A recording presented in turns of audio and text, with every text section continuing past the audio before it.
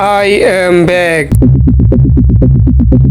কেমন আছো বন্ধুরা? আশা করি সবাই ভালো আছো। তো আজকে তোমাদের মাঝে আরো নতুন একটি স্পেশাল এপিসোড নিয়ে চলে আসলাম। আজকের এপিসোডটি হতে চলেছে, আজকে তোমাদের মাঝে লালবাগ কেল্লা সম্বন্ধে সবকিছু উপস্থাপন করব। তথ্য, উপপাদ্য এবং ইতিহাস সম্পর্কে তোমাদের অনেক ধারণা দেব। তাই বন্ধুরা, ভিডিওটা একটু অন্যরকম হতে চলেছে। তাই তোমরা একটু লড়ে চড়ে বসো, আর হাতে কোনো কাজ থাকলে বন্ধুরা চট করে কাজটি সেরে ফেলো, কারণ আজকের ভিডিওটা একটু স্কিপ না করে সম্পূর্ণ ভিডিওটা তোমাদের কন্টিনিউ করতে হবে। তাহলে এই ভিডিও থেকে তুমি অনেক কিছু দেখবে, জানবে এবং শিখতে পারবে। তো বন্ধুরা, একটা ভিডিও করতে আমাদের অনেক সময় ব্যয় হয়, বিভিন্ন ইতিহাস, তথ্য, উপপাদ্য স্ক্রিপ্ট করতে হয় এবং পরবর্তীতে সেটিকে পূর্ণাঙ্গ একটি কমপ্লিট ভিডিও করে তোমাদের মাঝে উপস্থাপন করতে হয়। তাই বন্ধুরা, আমাদের নিরাশ করবে না, অবশ্যই চ্যানেলটি সাবস্ক্রাইব করে দিয়ে পাশে থাকবে। তো বন্ধুরা, আর বেশি তোমাদের সামনে কথা বলবো না, চলো ভিডিওটা শুরু করা যাক। Let's started.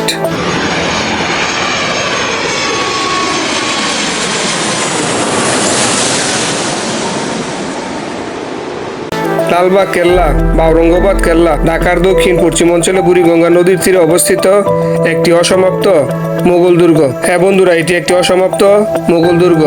এটি নির্মাণ কাজ শুরু হয়েছিল 1678 সালে মোগল সুবেদার মোহাম্মদ আজম শাহ কর্তৃক, যিনি ছিলেন সম্রাট আওরঙ্গজেবের পুত্র এবং পরবর্তীতে নিজেও সম্রাট পদপ্রাপ্ত হয়েছিলেন। তিনি পরে দিল্লিতে চলে যান, এতে কাজ থেমে যায়। তার উত্তরসূরি মোগল সুবেদার শায়েস্তা খাঁ 1680 সালে নির্মাণ কাজ পুনরায় শুরু করেন, কিন্তু শেষ করেনি, কারণ মোগল সুবেদার শায়েস্তা খাঁ এর কন্যা পুরী বিবি মারা যান।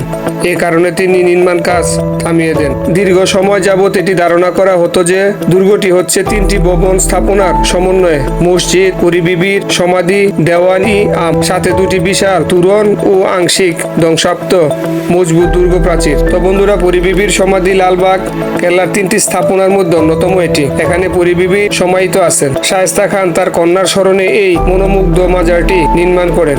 লালবাগ কেল্লার 3টি বিশাল দরজার মধ্যে বর্তমানে জনসাধারণের জন্য উন্মুক্ত। এই দরজা দিয়ে ঢুকলে বরাবর সোজা চোখ পড়ে পুরী বিবির সমাধিতে। আসলে লালবাগ কেল্লা বলতে যেই ছবিটি বেশি পরিচিত, সেই মূল পুরী বিবির সমাধির ছবি। পুরী বিবি, যার জন্য নাম ইরান দুখত রহমত বানু, ছিলেন সুবাহ বাংলার মোগল সুবেদার শায়েস্তা খানের কন্যা।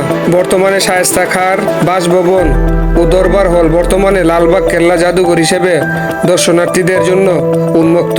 হ্যাঁ বন্ধুরা, প্রতিদিন অনেক দেশি বিদেশি পর্যটক এখানে ঘুরতে আসেন। তো বন্ধুরা, লালবাগ কেল্লা বাংলাদেশের একটি অন্যতম নিদর্শন বলি, যার দিকে তাকালে বাংলার ইতিহাস সম্পর্কে অনেক কিছু খুঁজে পাওয়া যায়। তাই তোমাদেরকে আমি সাজেস্ট করবো, তোমরা যখন হাতে কোনো সময় বা অবসর সময় পাবে, তখন অবশ্যই লালবাগ কেল্লা থেকে একবার হলে ঘুরে আসবে।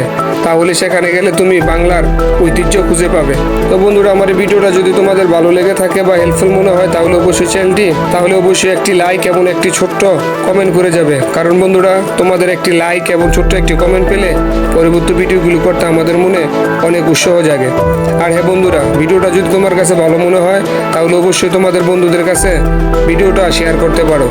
তো ভিডিও শেষ করার আগে আমি যে কথাটা বলি, ভিডিও শেষ করি বন্ধুরা, তুমিও ভালো থাকবে, আশেপাশে সবাইকে ভালো রাখবে।